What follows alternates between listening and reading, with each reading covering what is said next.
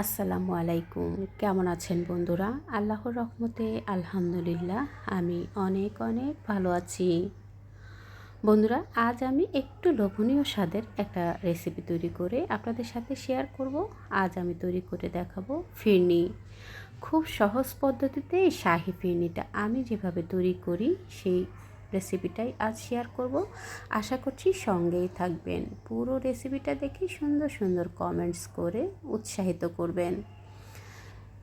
পায়েস ফিরনি কম বেশি সকলেই তৈরি করে থাকেন। আমি যেভাবে তৈরি করি সেই পদ্ধতিটাই আপনাদের সাথে শেয়ার করব।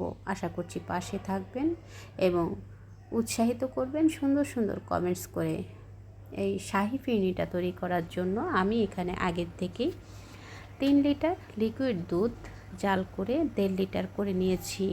বন্ধুরা, অবশ্যই কিন্তু দুধটাকে আগের থেকে জাল করে ঘন করে নিলে, ঘন দুধ দিয়ে যদি ফিরনিটা রান্না করা হয় তাহলে ফিরনিটা খেতে ভীষণ ভালো লাগে।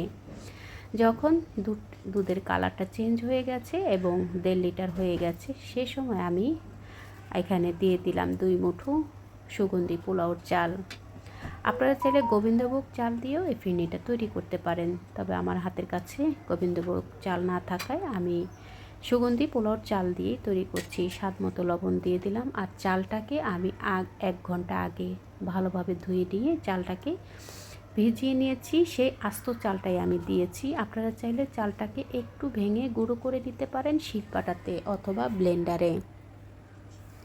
ফ্লেভারের জন্য আমি এখানে এলাচ দিয়ে দিলাম 4-5টা। আমি এলাচের মুখটাকে একটু ফাটিয়ে দিয়েছি, খুব সুন্দর ফ্লেভার আসবে। কিছু বাদাম কুচি দিয়ে দিলাম। আমি এখানে কাঠবাদাম এবং কাজু বাদাম একসাথে মিক্স করে নিয়ে একটু শিলনোড়া দিয়ে থেতো করে গুঁড়ো করে নিয়েছি। সেই গুঁড়ো বাদামগুলো আমি এখানে দিয়েছি। খুব ভালোভাবে নেড়ে চেড়ে ঘন হয়ে আসা পর্যন্ত বা চালটা ফুটে ওঠা পর্যন্ত ভালোভাবে নেড়ে চেড়ে জাল করে নেব। মিষ্টি খাবারে 1 চিমটি লবণ দিলে মিষ্টি খাবারের স্বাদটা অনেকটা বেড়ে যায়। যখন চালটা পুরোপুরি ফুটে যাবে ঠিক সে সময় আমি ডাল ঘুটনি দিয়ে এভাবে একটু ঘুটে দেব। আপনারা যদি আগের থেকেই শিলপাটায় গুঁড়ো করে নেন অথবা ব্লেন্ডারে একটু আদা ভাঙা করে গুঁড়ো করে নেন, সেক্ষেত্রে আর কিন্তু ডাল ঘুটনি দিয়ে ঘুটার প্রয়োজন নাই। আপনারা চাইলে ডাল ঘুটনি কিংবা হ্যান্ড হুইক্স দিয়ে একটু ভালোভাবে মিশিয়ে গুঁড়ো করে নিতে পারেন। মিষ্টির জন্য আমি এখানে 3 টেবিল চামচ চিনি দিয়ে দিলাম। আমি ফিরনি বা পায়েস এইসব মিষ্টি খাবারে একটু কম মিষ্টি পছন্দ করি। আমি আমার পছন্দ মতো কিন্তু মিষ্টিটা ব্যবহার করেছি। আপনারা আপনাদের টেস্ট বুঝে মিষ্টিটা ব্যবহার করবেন। আমি এখানে 3 টেবিল চামচের মতো চিনি দিয়েছি। চিনিটাকে দিয়ে অনবরত নেড়ে চেড়ে জাল করে নেব। এই পর্যায়ে আসার পরে কিন্তু একটু ঘন ঘন নেড়ে দিতে হবে, তা না হলে কিন্তু তলানিতে লেগে যেতে পারে। যেহেতু দুধটা ফিরনিটা অনেকটা ঘন হয়ে গেছে, ঘন হয়ে যাওয়ার পরই আমি এখানে পাউডার দুধ দিয়ে দিব 3 টেবিল চামচ। অবশ্যই বন্ধুরা পাউডার দুধটা দেওয়ার চেষ্টা করবেন। পাউডার দুধটা দিলে ফিরনির ফ্লেভারটা টেস্টটা অনেক ভালো আসে আর খেতে ভীষণ ভালো লাগে। ভালোভাবে দুধটাকে মিশিয়ে নেওয়ার জন্য আমি আবারও ডাল ঘুটনিটা দিয়ে আবার একটু ঘুটে দিচ্ছি। আপনারা চাইলে হ্যান্ড হুইক্স দিয়েও কিন্তু মিক্স করে নিতে পারেন। তো আমি ডাল ঘুটনিটি দিয়েই একটু ভালোভাবে এভাবে করে মিক্স করে নিচ্ছি। এতে করে ফিরনিটা খেতে অনেক বেশি টেস্টি হবে। তো বন্ধুরা দেখুন, খুব সুন্দর আঠালো একটা ভাব চলে এসেছে। ফিরনির খুব সুন্দর একটা ফ্লেভার এবং কালারও কিন্তু চলে এসেছে।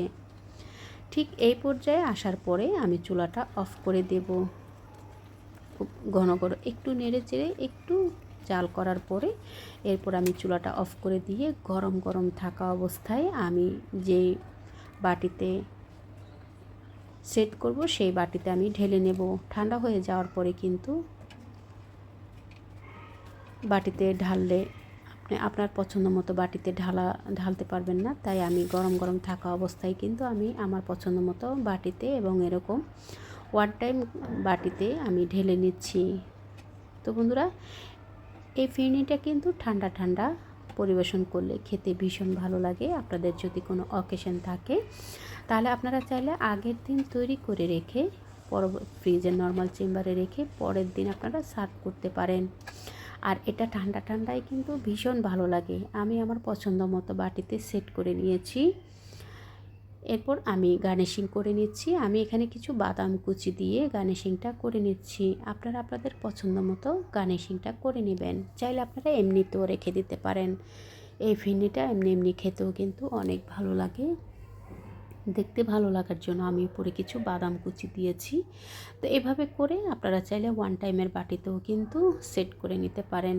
করে নিয়ে এরপর ফ্রিজে নর্মাল চেম্বারে রেখে যখন প্রয়োজন তার কিছুক্ষণ আগে বের করে আপনারা সার্ভ করতে পারেন। দেখলেন তো বন্ধুরা, কত সহজেই তৈরি হয়ে গেল শাহী ফিরনি। খুব সহজ পদ্ধতিতেই কিন্তু ফিরনিটা তৈরি করেছি। যে কেউ তৈরি করতে পারবে। আশা করছি আপনাদের কাছেও ভালো লেগেছে। ভালো লেগে থাকলে আপনারাও ট্রাই করবেন এবং কেমন হলো কমেন্টস করে জানাবেন। আপনাদের একটা লাইকস, একটা কমেন্টসের মাধ্যমে আমার এই রেসিপিটা পৌঁছে যাবে আরও অনেক বন্ধুদের কাছে। তারাও আপনাদের মতো করে আমাকে সাপোর্ট করতে পারবে। পরবর্তী রেসিপি দেখার আমন্ত্রণ রইল। ভালো লেগে থাকলে আপনারা ট্রাই করবেন। আপনারা আপনাদের টাইমলাইনে শেয়ার করে দিয়ে ফ্যামিলি ফ্রেন্ডসকে দেখার সুযোগ করে দেবেন। পরবর্তী রেসিপি দেখার আমন্ত্রণ রইল। দেখা হবে পরবর্তী কোনো রেসিপির সঙ্গে। সেই পর্যন্ত সকলের সুস্বাস্থ্য কামনা করছি। আল্লাহ হাফিজ।